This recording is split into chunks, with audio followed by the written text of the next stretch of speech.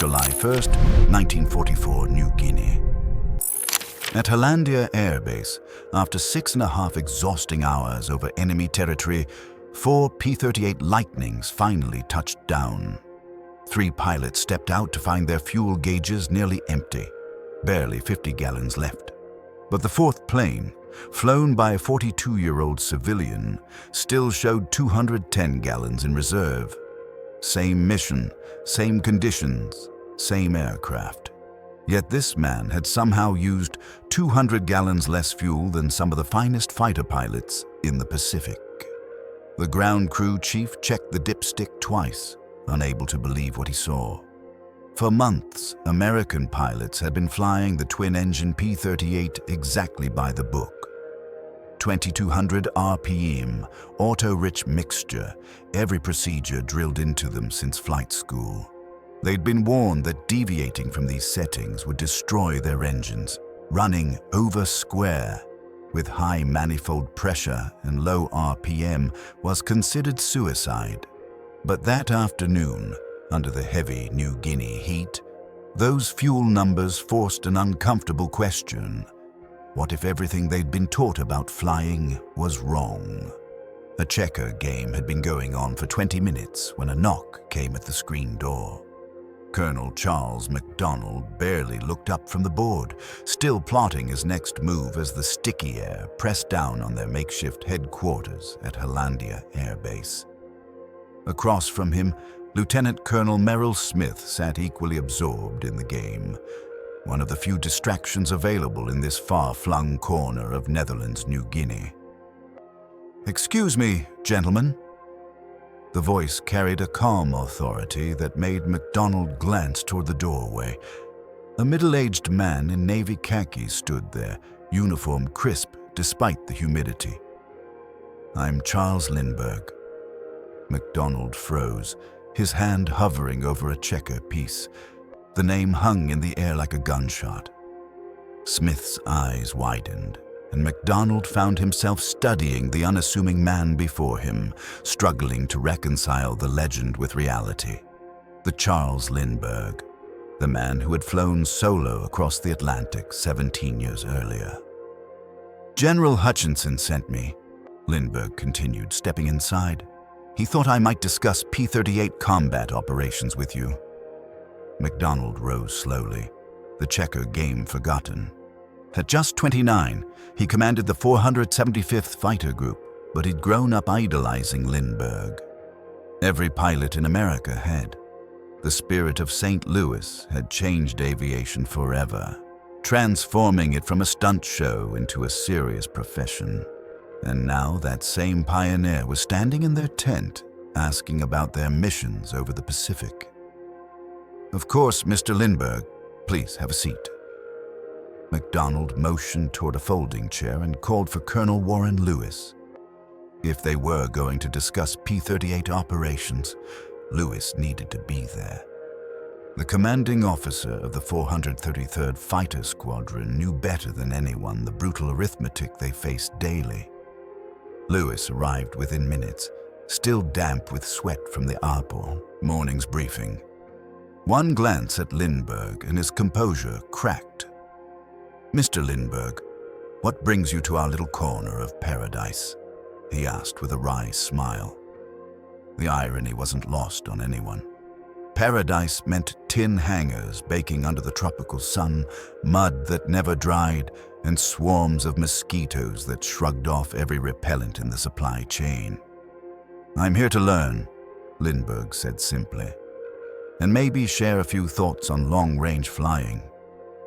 Lewis sat, shifting into briefing mode. "Well, Mr. Lindbergh, our situation's simple. We're flying missions that stretch these planes to their limits." He pulled a worn map from the desk, sliding the checkerboard aside.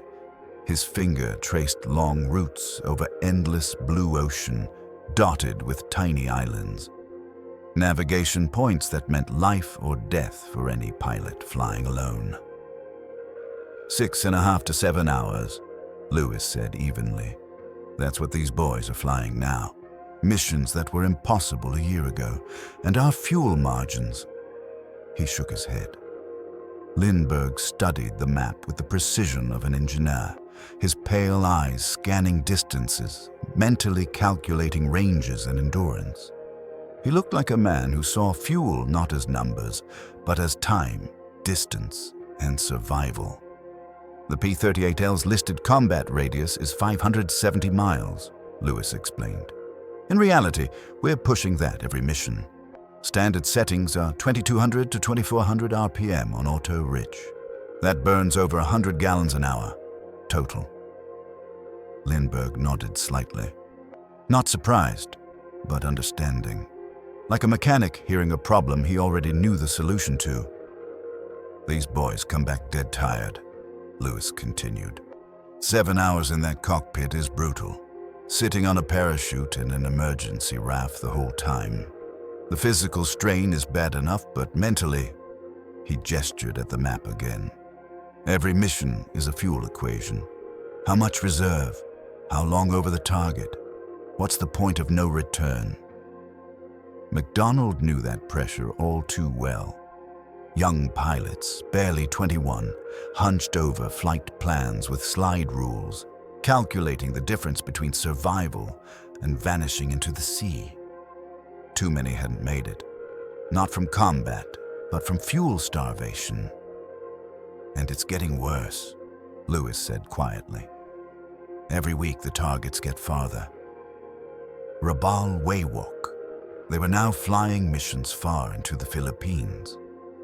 The war pressed steadily westward, but their fuel capacity lagged behind.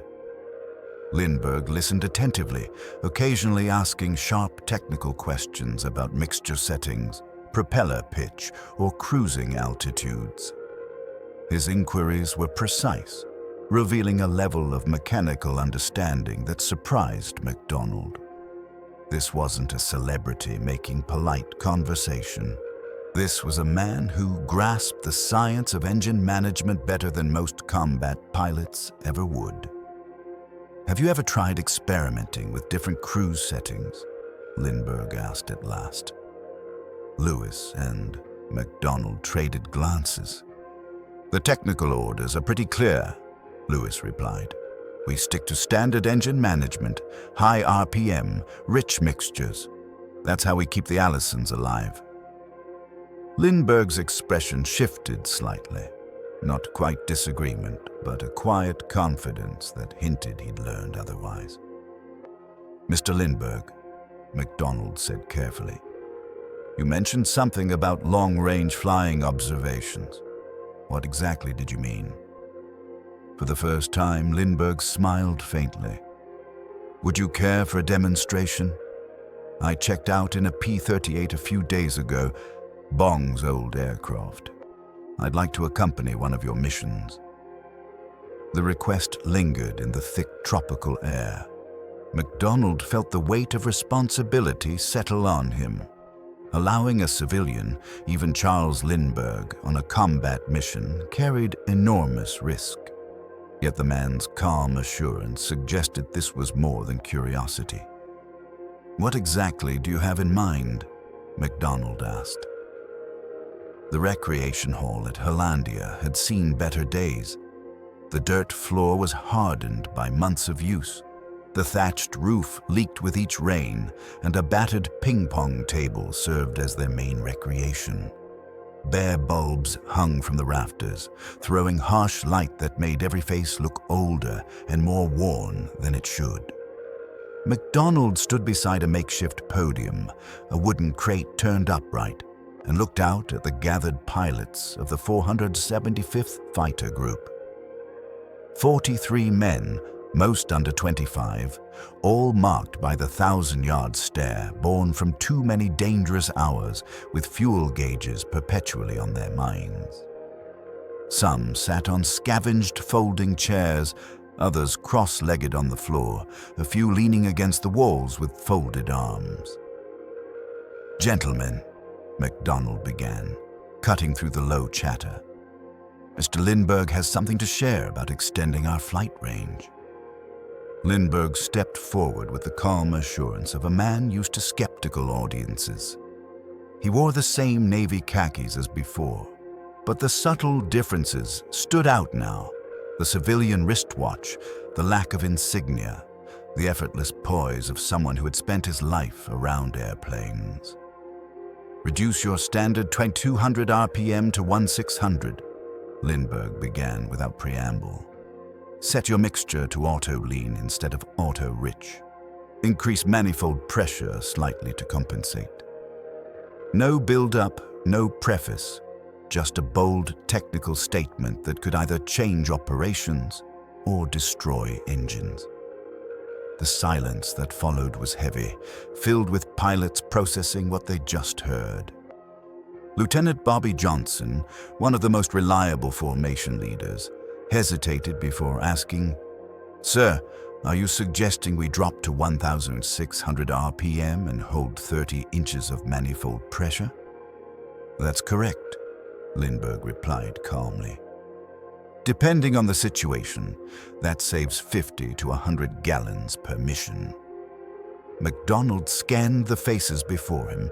Hope and apprehension mingled together. Hope because it meant greater range and survival odds. Fear because it contradicted everything they'd been taught. Captain Jim Watkins finally voiced it. "Mr. Lindbergh, that'll burn out our engines. We've always been told that low RPM with high manifold pressure causes detonation." "You've been told wrong," Lindbergh said evenly, his tone carrying quiet authority. "The method works because you keep high manifold pressure while reducing RPM, not raising both. Paired with auto-lean mixture instead of auto-rich, you'll cut fuel consumption to about 70 gallons per hour." Lieutenant Thomas Hayes, barely 22, did the math aloud. 70 an hour versus over 100. That's almost a 30% drop. "More than that," Lindbergh added. "At around 185 miles per hour indicated, you'll get roughly 2.6 miles per gallon. That stretches your combat radius from about 570 to 700 miles, maybe 750 in the right conditions." The figures hung in the humid air like an unexploded bomb. MacDonald saw the pilots silently calculating what that meant. Missions once out of reach, now suddenly possible. Yet even as realization dawned, deep-seated caution remained. These were men who had survived by following procedures that kept their engines running and their aircraft in one piece. The Allison V1710 engines in the P-38s were already temperamental under ideal conditions. Adjusting established cruise settings felt like a dangerous gamble. "Sir," said Major Pete Peterson, a veteran of missions over Rabaul, whose caution had been earned through hard experience. "Every technical order we've seen warns against oversquare operation, the risk of engine knock, piston damage. The procedure only seems controversial because you've been taught to believe it damages engines," Lindbergh replied calmly. "But consider your instructors. How many of them had real experience with sustained long-range cruise flight? How many operated these engines under endurance conditions?" The question struck a nerve. Military training focused on dogfighting, formation flying, and gunnery, not on the kind of efficient long-range cruising that Lindbergh had mastered during years of civilian aviation. Technical manuals were written by engineers who prioritized engine longevity over range, assuming fuel capacity, not fuel efficiency, would set mission limits. Lieutenant Colonel Smith, who had been silent, finally spoke. "Mr. Lindbergh, you're asking us to fly 9-hour missions. 7 hours in a lightning cockpit is already torture. Sitting on survival gear, fighting oxygen quirks, battling fatigue that clouds judgment." He gestured toward the others. 9 hours seems inhuman." MacDonald nodded. The hardships were undeniable. P-38 cockpits were cramped even at the best of times. Long missions meant hours perched on parachutes and rafts. Oxygen masks became painful. Headsets left sore spots. and the monotony of navigating over endless ocean wore down even seasoned pilots. The endurance challenge is real, Lindbergh acknowledged. But think about the alternative. How many have you lost to fuel starvation? How many missions were aborted because you couldn't stay over target long enough? Silence filled the room. Everyone knew the answer. Too many men had vanished into the Pacific when their fuel ran out. Others turned back too early, leaving enemy positions intact. This isn't about comfort, Lindbergh continued softly. It's about extending your reach and effectiveness. Proven methods versus assumptions that might be holding you back. MacDonald studied the faces around him. These were combat veterans, cautious but practical. Men who knew survival often meant adapting. Finally, he asked, "Mr. Lindbergh, would you demonstrate this technique on an actual combat mission?" The morning of July 3rd broke clear over Hollandia, visibility stretching to the horizon for the first time in a week. At 5:30 a.m., MacDonald stood beside his P-38 Lightning, watching ground crews complete pre-flight checks as the tropical air still held a trace of coolness. Today's mission would put Lindbergh's fuel-saving claims to the ultimate test, a 1,280-mile round trip that would stretch fuel limits to the edge. Lindbergh emerged from the operations tent, moving with the calm precision of a man who had repeated this ritual countless times. His borrowed flight suit fit well enough, though MacDonald noticed the civilian flight boots, a quiet reminder of who he was.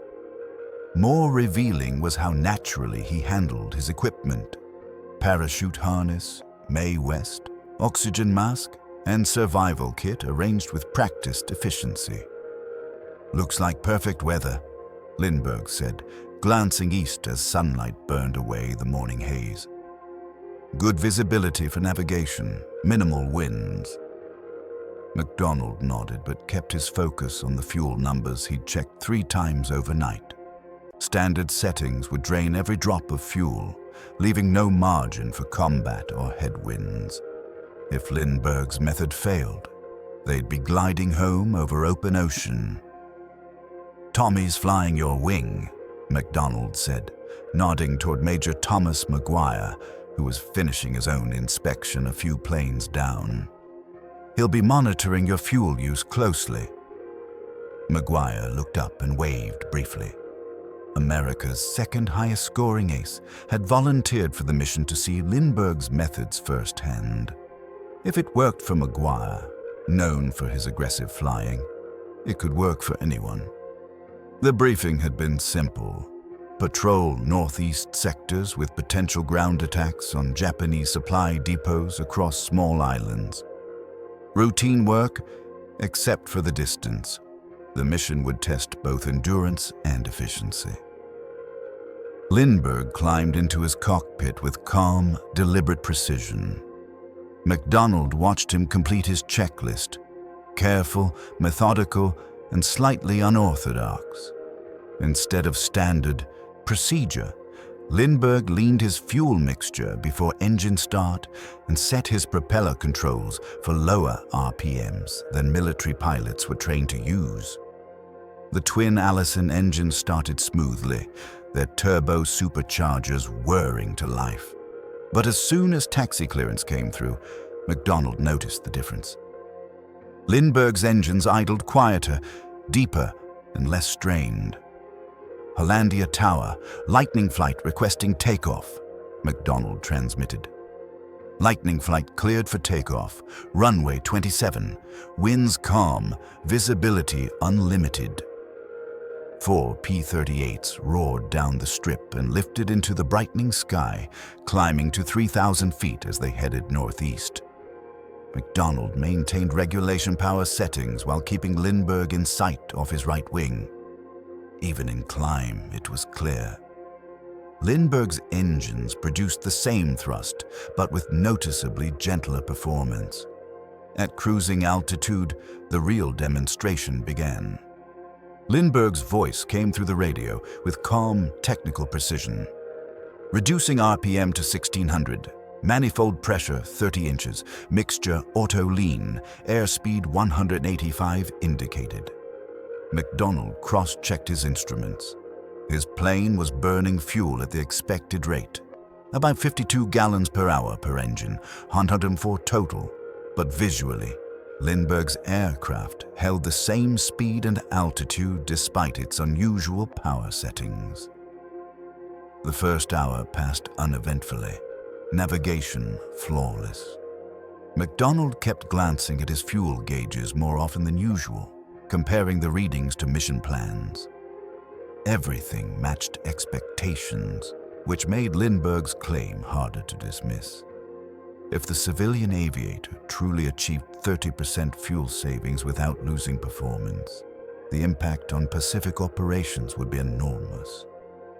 At 1 hour and 30 minutes, Maguire broke radio silence. "Lead, I'm showing fuel flow about 20% below normal for this phase of flight."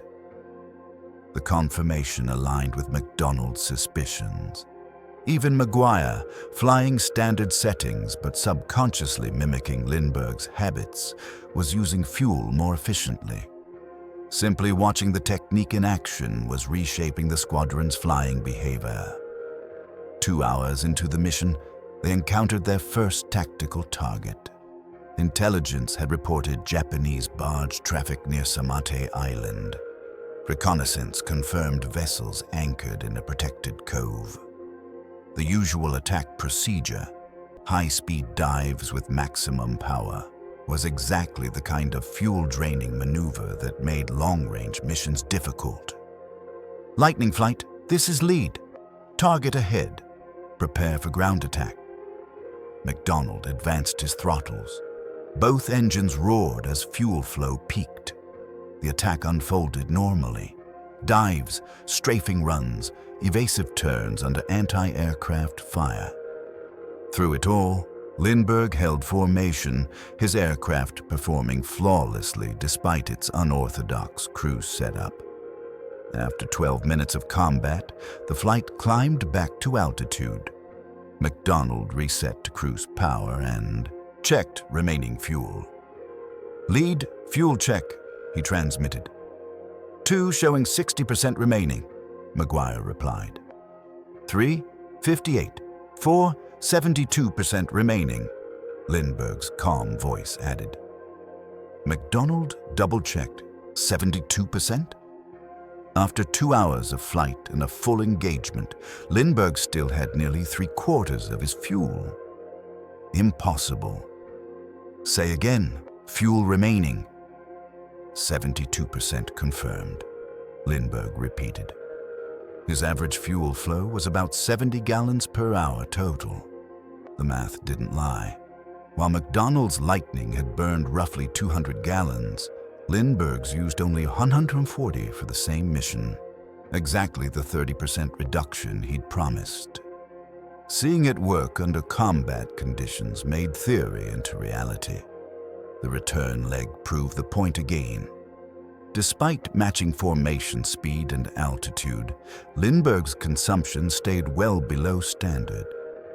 By the time Hollandia came into view, MacDonald calculated fuel reserves that felt almost extravagant. On landing, crews measured consumption precisely.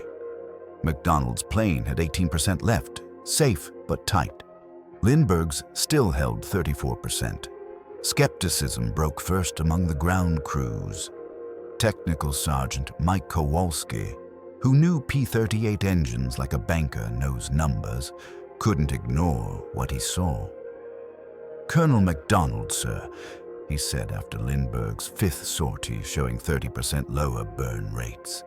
"Either that civilians got magic engines or everything we know about cruise settings is wrong." MacDonald had to agree. The data was irrefutable. Flight after flight, Lindbergh's numbers defied manuals, and yet his engines showed no wear from so-called dangerous oversquare operation. Pilots, however, resisted longer. Lieutenant Hayes, who tested Lindbergh's settings in training, returned pale and shaken. "It felt wrong the whole time, sir, like waiting for something to blow up." Yet his gauges told another story. 73 gallons per hour versus his normal 100 plus. Numbers didn't care about instinct. They showed cold efficiency. Major Peterson became the last skeptic. A seasoned combat veteran, he confronted Lindbergh in the operations tent. "You're asking us to bet our lives on engine settings that break every rule we've learned." Lindbergh replied evenly, "Major, your training was built for short flights, maximum power, and wide safety margins. Out here, crossing hundreds of miles of ocean, efficiency is survival." He gestured to the mission board, crisscrossed with long-range routes. The decisive proof came on July 28th during a mission to Wewak. Intelligence warned of heavy fighter opposition. Lindbergh flew on Maguire's wing, letting the squadron's top combat pilot observe his methods under fire. The 400-mile round trip, with expected air-to-air combat and ground attack, was exactly the scenario where fuel discipline meant survival. Just as predicted, they soon spotted a formation of Mitsubishi Ki-51 dive bombers, escorted by Zero fighters approaching Wewak from the northwest. The battle opened with conventional tactics, using altitude advantage, coordinated strikes, and sharp maneuvering to gain firing positions. But as the dogfight dragged on, fuel quickly became a crucial concern for every pilot. MacDonald observed the chaos below with the calm precision of a commander who had seen too many of these deadly encounters. The P-38s twisted and rolled against Japanese fighters in an airborne chess match where survival depended on split-second decisions. Every pilot instinctively balanced ammunition, fuel burn, and position while enduring the crushing forces of tight turns. The Japanese formation leader, Captain Saburo Shimatada, displayed the fierce precision that had made Zero pilots feared in the early war years. His aircraft sliced through American defenses with the ease of experience, forcing U.S. pilots to push their engines to maximum power, burning fuel at alarming rates. During a brief lull, Maguire's voice broke over the radio. "Multiple bogies, ammo low, fuel's a problem." It was the kind of moment that separated veterans from rookies, when every element, from ammunition to weather and distance to base, had to be calculated instantly while maintaining combat awareness. Lindbergh's Lightning moved through the fight with the same deliberate control he used in cruise flight. No wasted effort, no unnecessary throttle bursts. His mastery of the P-38's handling was obvious. When Shimatada's damaged Zero suddenly turned head-on in an apparent suicide charge, Lindbergh reacted instantly. A short burst, a quick break, and the Japanese plane spiraled into the ocean, trailing fire and debris. It was Lindbergh's only aerial victory of the war, but it carried a deeper message. He had proven that fuel-efficient flying didn't mean losing combat performance. The flight back confirmed it. MacDonald's formation had been airborne for more than 8 hours, including long periods of high-power combat. Under normal fuel planning, they should have been facing emergency diversions or ditching options. Instead, they landed at Hollandia with fuel to spare. MacDonald still had enough for another hour in the air.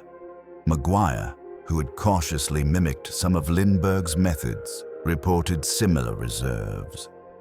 Lindbergh, however, still had fuel for nearly 2 additional hours, a figure that seemed impossible.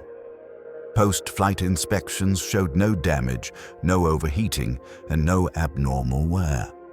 In fact, Sergeant Kowalski's detailed engine checks revealed less wear than standard aircraft, suggesting that efficient cruising actually prolonged engine life Word of the feat spread rapidly through the 475th Fighter Group.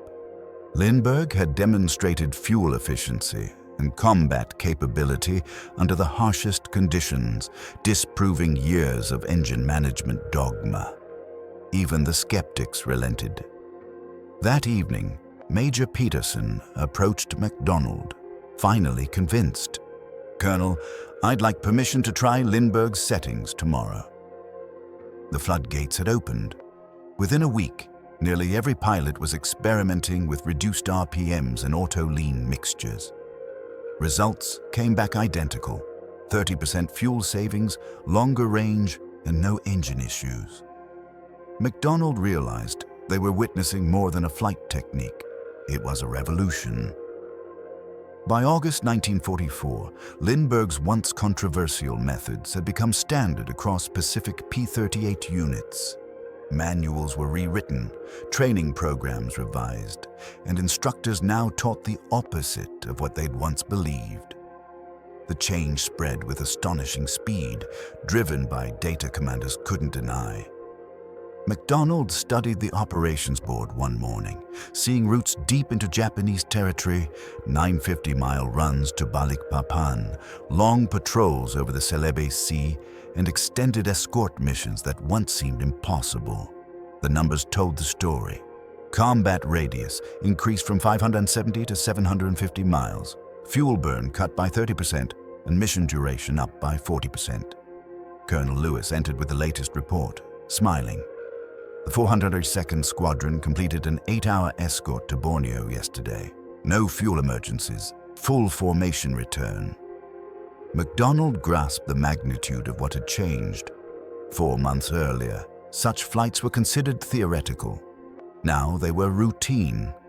Pilots no longer calculated fuel margins with fatalistic dread, but with confidence. Sergeant Kowalski, once just a mechanic, had become an authority on the new system, training crews across the Pacific. His reports consistently showed engines running cooler, under less stress, with better combustion. "Colonel," he summarized during one briefing, "Lindbergh's power settings aren't just safe, they're improving engine life. Lower temps, less wear, cleaner fuel burn. We're extending service hours, not reducing them." The validation of Lindbergh's methods represented far more than a technical success. It challenged deeply rooted military assumptions. It revealed that long-standing doctrines enshrined in manuals and reinforced through training could, in fact, be mistaken about core operational principles. The implications reached well beyond fuel management, touching on how institutions learn, adapt, and accept innovation. Lieutenant Hayes, once skeptical, had become one of the most passionate advocates of Lindbergh's techniques. After more than 200 hours of flight using the new methods, his logbook told the story. Significant fuel savings translated directly into tangible combat advantages. During a mission debrief, he told MacDonald, "Sir, yesterday's patrol to Halmahera would have been impossible under the old cruise settings. We flew 9 hours, fought over the target, and still landed with fuel for another hour." Pilots discovered that adapting wasn't just possible, it made flying easier. The lower RPMs reduced vibration and engine noise, easing fatigue on long missions. Oxygen use stayed stable, and the constant anxiety of running out of fuel began to fade. Major Maguire, whose reputation carried influence across multiple fighter groups, became the most respected voice promoting Lindbergh's system. "The old way of thinking about fuel management was killing us," he told a gathering of squadron leaders. "Not because the engines failed, but because our own rules kept us from reaching targets we were fully capable of hitting." Strategically, the transformation was immense. P-38s could now attack objectives that once required long-range bombers. Japanese bases, once considered unreachable, were now within striking distance of fighters capable of nearly 10-hour missions with reserves for combat. This expanded range changed the very geometry of the Pacific Air War. Word of the breakthrough spread quickly through unofficial pilot networks. From Australia to the Aleutians, squadrons requested briefings on the new cruise methods. MacDonald even received inquiries from the China-Burma-India theater, where pilots faced similar endurance challenges over mountains and jungle terrain. Tests confirmed that Lindbergh's principles worked just as effectively there. The physics of efficiency held true no matter the environment. By late 1944, U.S. training squadrons had officially adopted Lindbergh's cruise procedures. Fresh graduates arrived in combat units already fluent in techniques that earlier pilots had learned through perilous trial and error.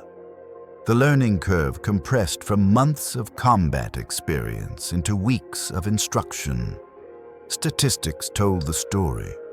Fewer fuel emergencies, higher survival rates, and longer mission endurance. Targets once protected by sheer distance were suddenly vulnerable. When Lindbergh departed Hollandia in August 1944, his direct involvement ended, but his influence did not. He left behind pilots and engineers who understood that precision fuel management wasn't just an efficiency measure. It was a combat multiplier. Those same principles later formed part of the foundation for early jet aircraft operations. The broader lesson was clear. The P-38's quiet revolution demonstrated that accepted knowledge could be wrong, and that even rigid military systems could adapt quickly when confronted with undeniable results. MacDonald's final report to headquarters captured it succinctly. Combat radius up 31%, fuel use down 30%, mission endurance increased by 40%. These gains reshaped Allied strategy in the Pacific and set the template for future long-range fighter doctrine from World War II to Korea and beyond. In the end, what began as one civilian suggestion to adjust engine settings became a transformation in air warfare. The takeaway was both humbling and powerful. Sometimes the experts are wrong, and sometimes saving fuel wins wars.